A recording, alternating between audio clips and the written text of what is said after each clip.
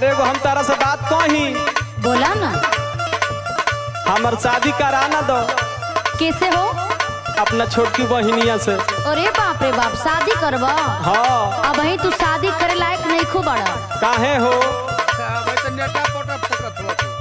अरे तनी जाके पढ़ लिख के तनी दिमाग वाग तनी बढ़ी तब ना शादी हुई। अभी तारा हमारा पर शौके बका।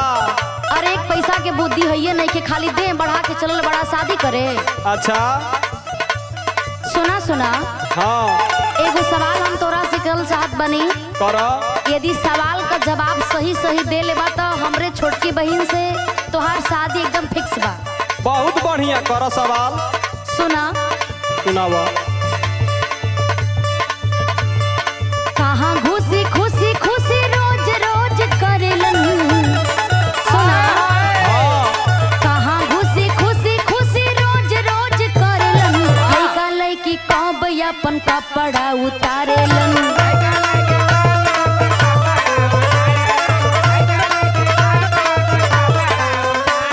ए भौजी। बोला।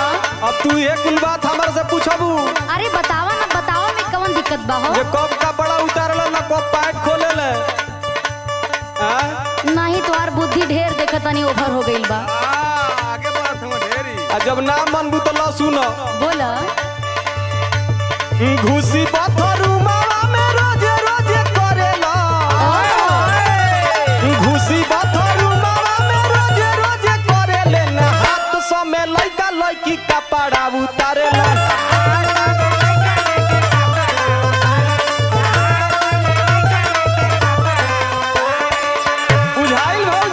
अरे बाप रे, तो जानी गली तो बड़ा छोट सवाल न रहल। तहरा का बुझाता? अभी बहुत सवाल बाकी बा। करो। सुना। सुनावा। अपने हाथे छेदवा में कमन चीज डाले ले।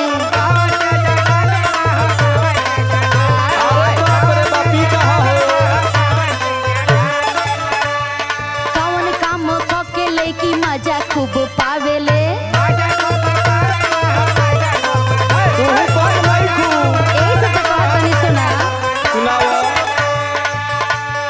अपने हाथे छेदवा में कवन चीज डाले ले। कवन काम के लइकी मजा खूबे पावेले। कवन चीज लइकी के लइका खूब धरेलन। कवन चीज लइकी के लइका खूब धरेलन। उनका लइकी कब अपन कपड़ा उतारेलन।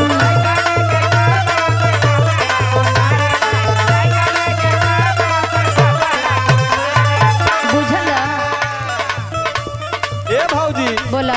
इहो कोनो बड़हन बात नहीं क्या हमारा खाती। अच्छा। हाँ तो बतावा। कितना नादान हमारा के समझता रू। उतना हम नादान नहीं खी।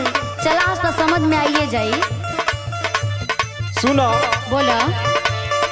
बालिकन के छेदावा में अपना हाथे डाले ले।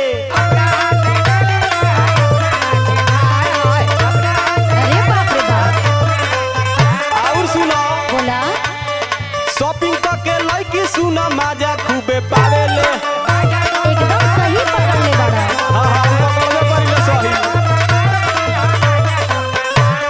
बालिकन के छेदावा में अपना हाथे डाले ले। शॉपिंग करके लइकी सुना मजा खूबे पावेले। अच्छा। ना मामा तो लइकी के लइका खूबे धरेला।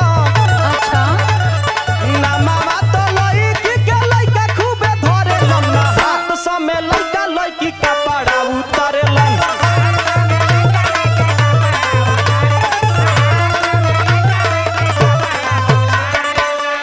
सुना सुना बाबू।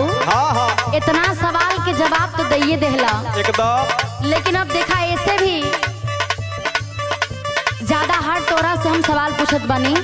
देखा तनी कहाँ ले तोहार बुद्धि बा। सुना हमार बात। हाँ सुनाओ। कौन चीज पीछे से लेवेली मेहरारू। अच्छा अच्छा।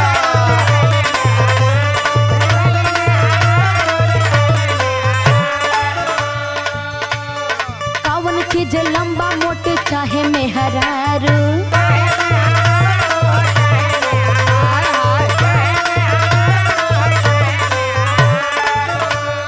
कौन चीज पीछे से लेवेली मेहरारू। कौन चीज लंबा मोटे चाहे मेहरारू। और सुना। सुनावा कौना चीज खातिर लोग आह खूबे भरेलन कौना चीज खातिर लोग आह खूबे भरेलन लइका लइकी कब अपन कपड़ा उतारेलन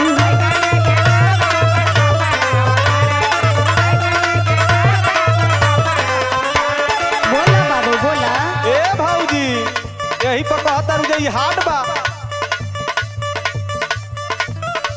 ई हार्ड लागत तहरा तो बतावा तो सबसे हमारा आसान बुझाता अच्छा सुनो बोला पिछावा से पल्लू ले बेली में हारारू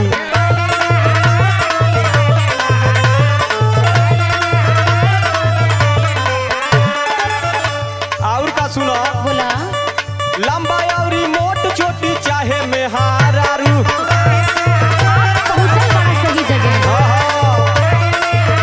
चला देवर जी लगता बियाह होइए जाई पिछावा से पल्लू ले बेली में हारारू अच्छा लंबा और मोट छोटी चाहे में हारारू और का सुनो बोला धन खातिर रोपी बहुचटाह खूबे भरेला कौना खातिर धन खातिर भौजी अच्छा धन खातिर रोपी बहुचटाह खूबे भरेला ना हाथ समय लइका लइकी कपड़ा उतारेला